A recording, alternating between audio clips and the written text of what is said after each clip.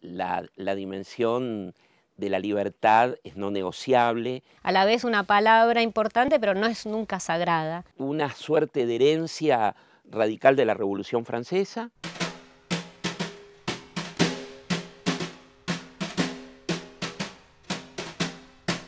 Y en ese sentido, esa vocación como libertaria de no respetar la cita autoridad. Un movimiento que se define como antiautoritario, de algún modo tiene que poner en tensión la cita de autoridad.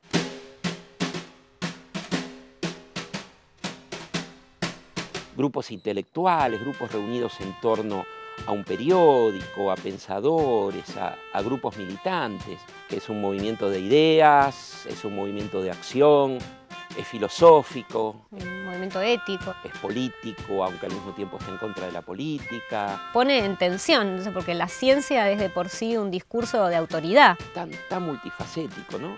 ¿Y quién tiene la autoridad para...? ¿No? Entonces, lo que digo es que eso no se da sin problemas. Estamos hablando de un movimiento que vive muchas metamorfosis, pero que de algún modo es un movimiento que todavía nos interpela y nos hace pensar y nos hace dialogar con él.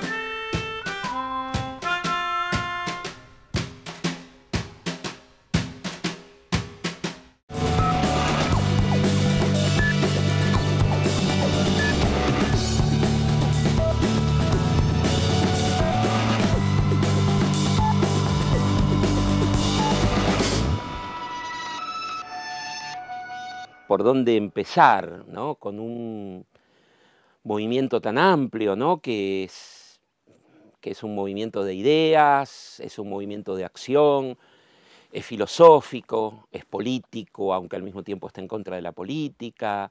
Un movimiento ético también, ¿no? Claro. La ética de la vida privada, incluso cotidiana.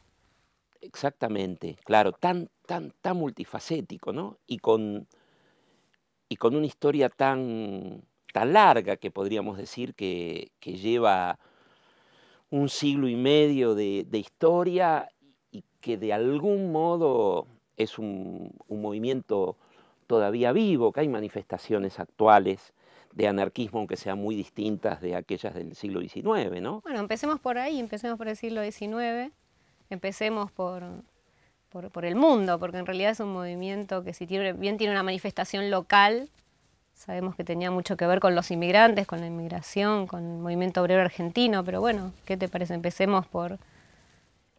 Y por el mundo, y sí, porque en primer lugar, como tiene un carácter de movimiento, a diferencia de lo que es el socialismo, que tiene más una estructura de partido, que está partidos estructurados en torno a una internacional que agrupa partidos.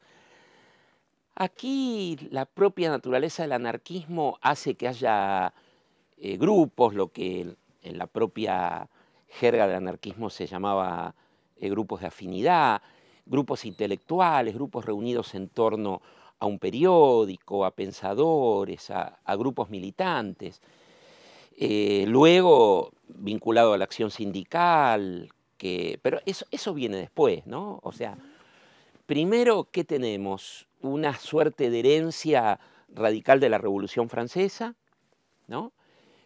Tenemos el anarquismo individualista, podríamos decir, que se nutre en figuras como Max Stirner, un filósofo alemán, discípulo de Hegel. Podríamos decir un Proudhon, otro de los padres del anarquismo. En realidad era un socialista francés que el anarquismo lo toma como un referente por sus críticas al poder opresivo del Estado, porque ahí estaría como uno de los ejes, uno de los núcleos. Pero también es el modo, vos decís padre del anarquismo, pero el modo como lo toman también es diferente del marxismo, de otros movimientos, ¿no? Porque es a la vez una palabra importante, pero no es nunca sagrada.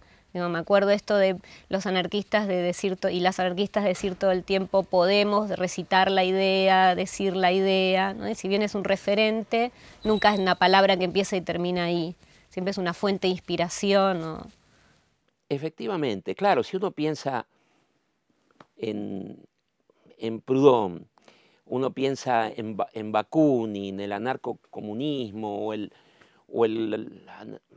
anarcosocialismo italiano y Malatesta, y uno piensa en Kropotkin, ¿no? el príncipe ruso, o Nechayev. Bueno, en realidad hay una diversidad doctrinaria tan grande que es difícil hablar de doctrina anarquista porque, ¿no? Como me parece que lo que vos estás planteando es que el anarquismo no llega a estructurarse en tanto que doctrina, ¿no? Y sin embargo es bien poderosa por esto de esa idea de conversión, ¿no? Del contacto con la idea anarquista convierte al anarquismo. Y eso, ¿cómo se entiende? Nos metimos en un problema.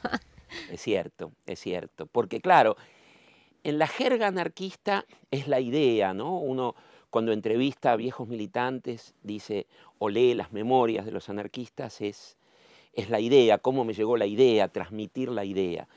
Y sin embargo, esa idea casi con mayúsculas y que tiene una resonancia casi sagrada, en verdad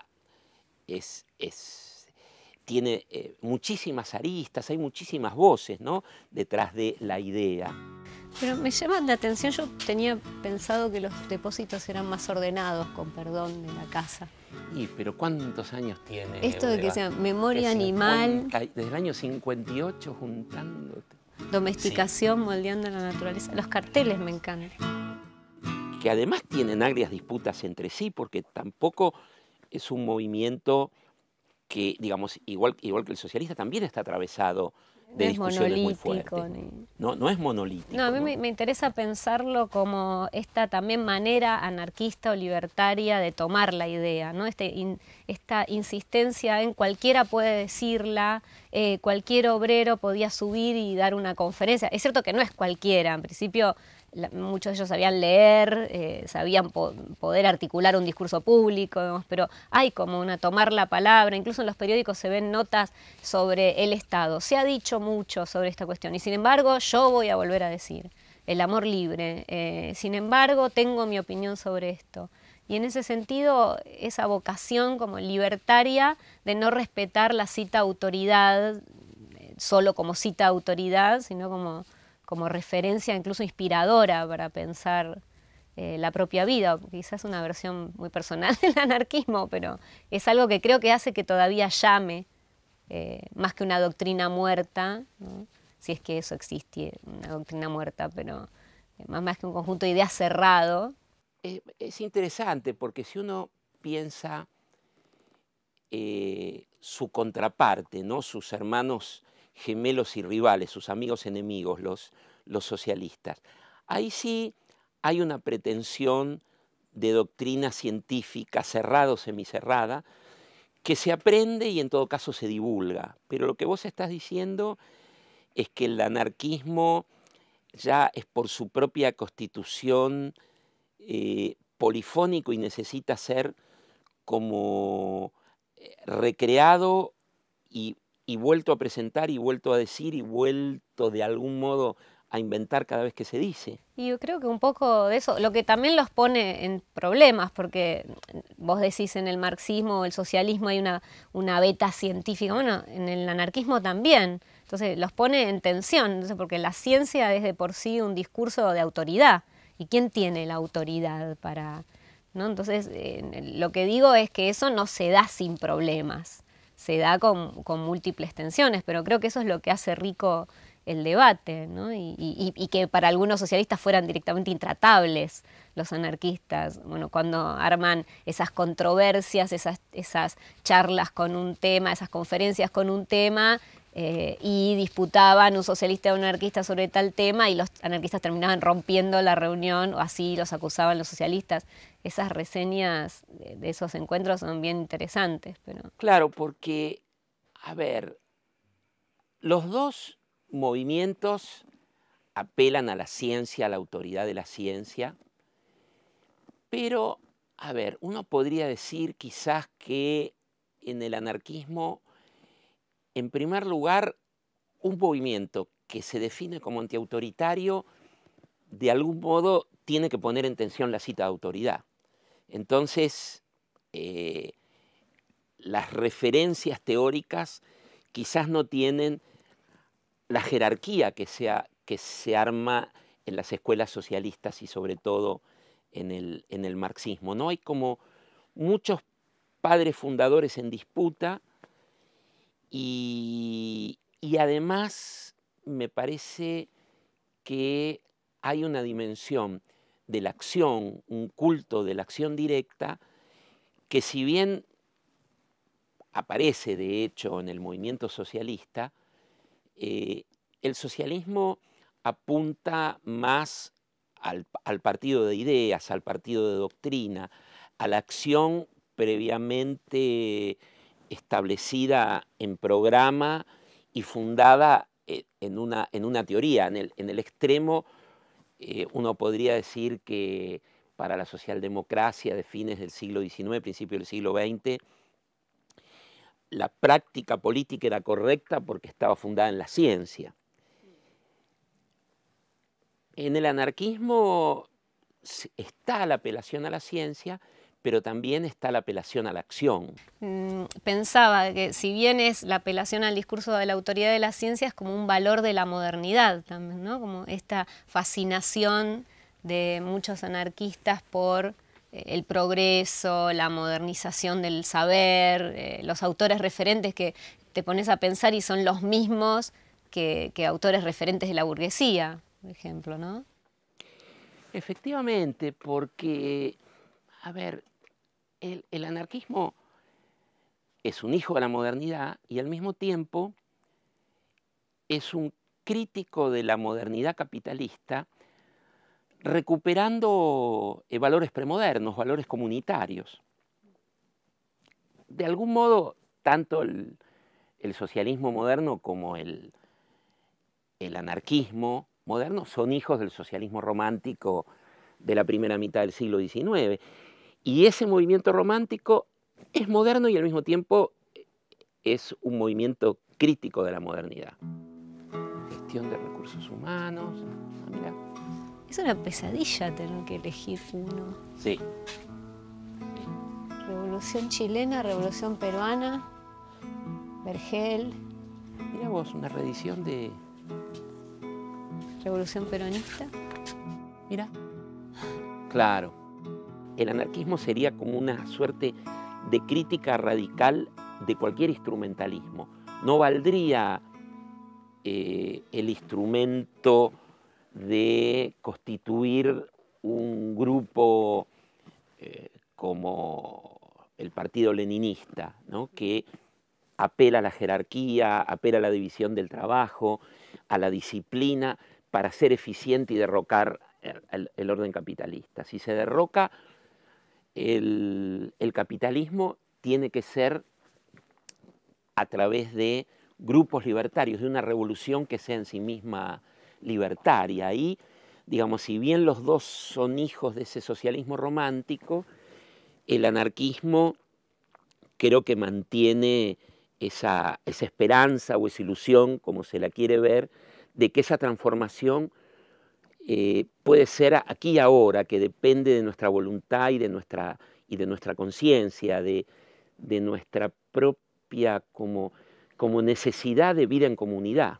Mientras hablabas pensaba todo el tiempo en las dos utopías, la utopía de Quirul, ¿no? Un autor que escribe en 1914, imagina el futuro anarquista, y la del socialista, ¿no? Buenos Aires bajo el socialismo, que la escribe en el 8, imaginando, y pensaba mientras hablabas porque es justamente eso, mientras Quirul piensa aldeas, que volver a aldeas más pequeñas, de contacto con la naturaleza, como de recomponer todo lo que el capitalismo destruye, ¿no? La salud, el contacto con una buena alimentación, con el ocio, con el esparcimiento, con la cultura, en pequeñas comunidades. Incluso como son anarquistas, tiene que pensar qué pasa con los que no quieren vivir ahí. Bueno, hasta pueden pensar quien tenga el libre albedrío de no querer incluso formar parte de esa sociedad. Y en cambio el socialista, si bien ambas no son representativas necesariamente de todo el anarquismo y de todo el socialismo, imagina aquellas cosas que el capitalismo puso en funcionamiento, pero de manera más racional. O sea, utilizar las máquinas, pero no en contra del ser humano, sino en favor. Entonces, por ejemplo, piensa en la estación de Once con máquinas voladoras o o Buenos Aires, pero ahí otra vez el orden no es comunitario de horizontalidad y de democracia directa como puede pensar Quirul, es un Estado socialista muy organizado, ¿no? Donde la administración reemplaza de algún modo los avatares de la política, ¿no? Claro, las reediciones de la década del 70 es que con la intervención de la derecha peronista liquidaron buena parte de los libros editados en los años 73, inicio del 74. Y son las dos imágenes contrapuestas de algo que no suelen hacer mucho, como imaginar el futuro, ¿no? Claro. Ninguno de los dos. De hecho, dentro del anarquismo resisten el género utopía como un modo de... Muchos resisten ese género como un modo de pensar el futuro, y bueno, del socialismo otro tanto, ¿no? Es interesante porque de ambos movimientos se resisten a pensar la utopía, como vos decís, pero los dos movimientos al mismo tiempo implican una promesa. Los dos están atravesados por una esperanza mesiánica de redención, de emancipación, de libertad, de fraternidad. Y ahí los acentos son distintos porque en el anarquismo la dimensión de la libertad es no negociable y la dimensión, podríamos decir, de la igualdad es central, ¿no? Es como esa tercera bandera de algún modo olvidada de las tres banderas de la libertad, igualdad, fraternidad. En el anarquismo es, podríamos casi definirlo como una lucha por la realización de la libertad a través de formas fraternales, a través de formas horizontales, deliberativas, de grupos que se autoeducan, se autoinstruyen, generan sus propias formas de diversión, de comunicación, que no necesitan de la centralización, que no necesitan del Estado. El socialismo pone, si se quiere, un peso mayor en la igualdad, y la fraternidad, si bien está enaltecida en el discurso socialista, de algún modo se puede poner en suspenso en función de formas organizativas que, como decíamos recién, por ejemplo en el partido, pero también en el sindicato, aceptan, toleran, justifican y hasta a veces teorizan, ¿no? Cierta jerarquía, división del trabajo, cierta eficacia, ¿no? Cierto culto de una racionalidad que por momentos se parece bastante a una racionalidad capitalista, aunque el anhelo del socialismo sea ponerla al servicio de la sociedad. Ahí se producen las tensiones y los choques, ¿no? El socialismo aceptaría cierta instrumentalidad, aunque sea temporaria, y en el anarquismo hay un rechazo permanente, no se acepta nada que se salga de esa forma, digamos, horizontal y deliberativa. Después, con la intervención de la dictadura, hicieron otro tanto. Pero ahora esa colección nueva que están sacando, que es que reeditan. Están, sí, recuperando parte del patrimonio editorial, que es enorme, porque la verdad que es extraordinario. A mí me encanta este depósito. Sí, total. El que encuentra el cartel más raro gana. Es muy difícil imaginarse esto en sociedades modernas, complejas, en grandes ciudades. Bueno, ahí lo organizaban con un pizarrón donde se iban anotando las tareas y por un poco espontáneamente, por amor a ese mundo en común, pasa alguien, y me acuerdo de una imagen que era: hay que organizar el cobertizo.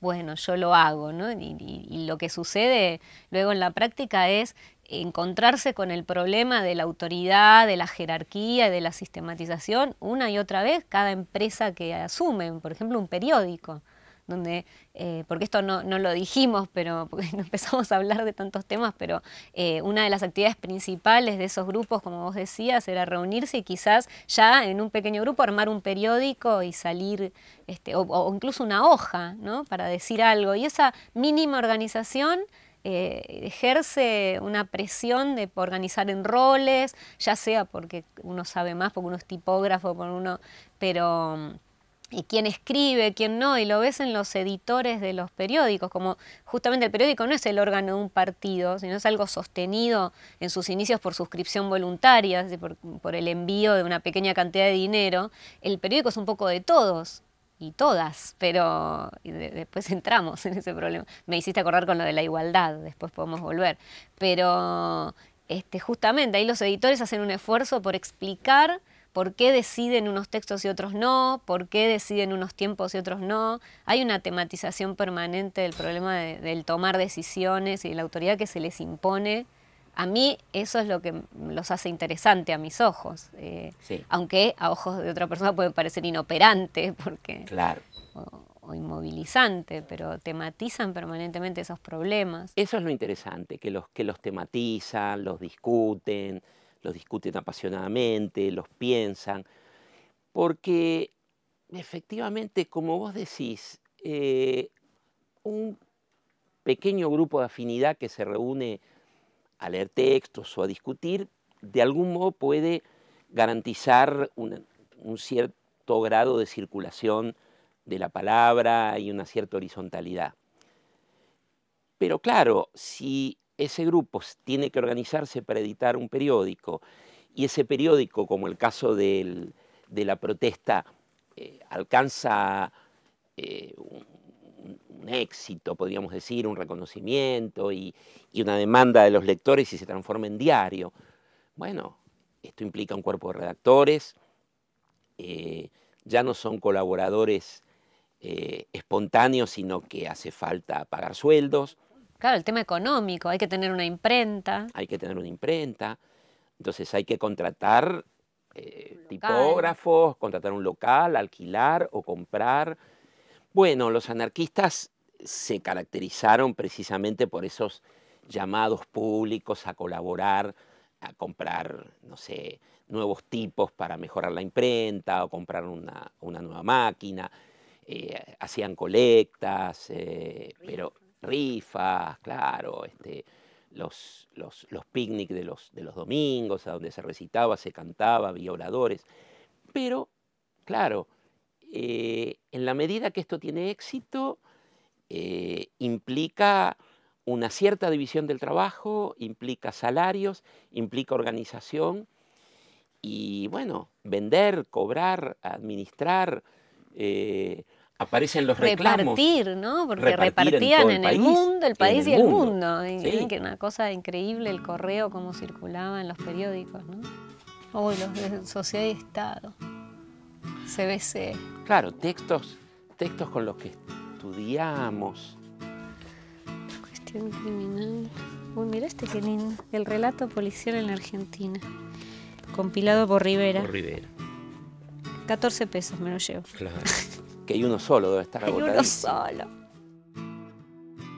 Mencionamos el socialismo romántico, mencionamos a Kropotkin, a Bakunin, a Proudhon, pero, digamos, para aproximarnos al siglo XX, podríamos decir que para fines del XIX, lo que tenemos inicios del siglo XX es una preponderancia de lo que sería el anarcoindividualismo, que en determinadas regiones de Europa se caracterizó por los magnicidios, o sea, el anarquista de la representación clásica, vestido de negro, con la bomba, con la mecha en la mano.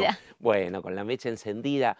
Es como una representación irónica, a veces autoirónica, a menudo la utilizan los propios anarquistas para referirse a un momento en la historia del anarquismo que tuvo pocos cultores en Argentina, porque aquí muy rápidamente, en la década de 1890, cuando se está comenzando a organizar el movimiento obrero, llegan los anarquistas, sobre todo italianos, en un principio, fines de la década de 1880, Ettore Mattei, el mítico Malatesta, Enrico Malatesta, que contribuyen a organizar el movimiento obrero y son, por lo tanto, anarcocomunistas proorganizadores que discuten con los anarcocomunistas individualistas. Prácticamente a fin del siglo XIX, principio del siglo XX, ya casi no quedan o son marginales los grupos individualistas. Bueno, ahí ya cerraron los periódicos, ¿no? El Perseguido, El Rebelde, periódicos que son muy lindos de ver porque tienen ese llamado. El Perseguido, me acuerdo ese llamado en 3 idiomas, somos la escoria del... Bueno, no me lo voy a acordar para recitarlo, estaría bueno. Somos la escoria de la sociedad, ¿no? En italiano, francés y en castellano. Y en castellano. Efectivamente. Ya para principios de siglo ya esos periódicos están... La Revoltée de Pierre Quirul, el autor de la Utopía, de la ciudad anarquista que vos citabas hace un rato, que en el CEDINSI tenemos los ejemplares originales que venía con grabados. Recuerdo un grabado con representaciones de la Comuna de París de 1871.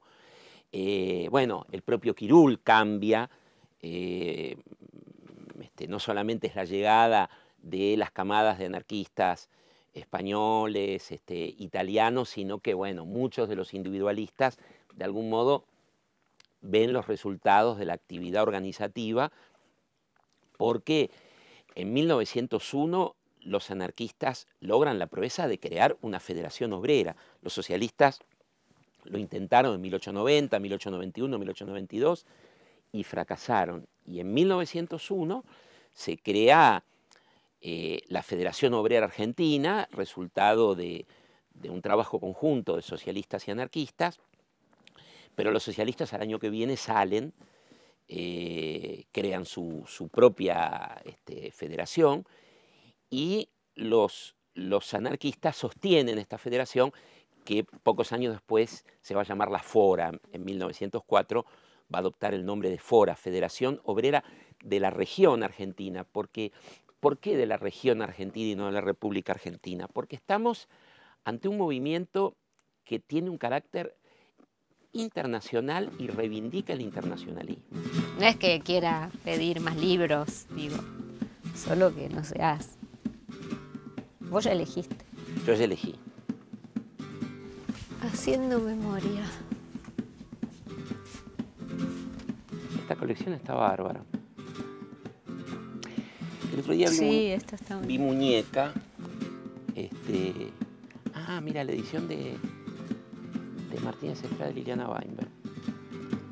Las mujeres anarquistas dicen, evidentemente necesitamos una publicación propia. La mujer será emancipada en el socialismo después de la revolución. Que la humanidad entonces, ¿cómo es? Somos todos seres humanos, pero atravesados por una diferencia fundante, que somos hombres y mujeres. El socialismo y el anarquismo heredan ese discurso de la emancipación de la mujer.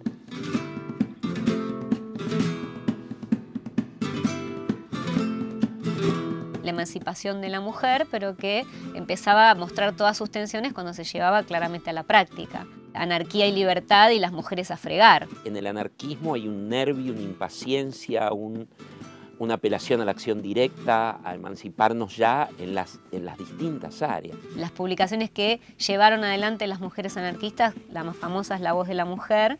Ante un movimiento que tiene un carácter internacional y reivindica el internacionalismo. Es fácil declamarlo, pero bueno, amor libre es una idea hermosa. Luego, ¿cómo se pone en práctica?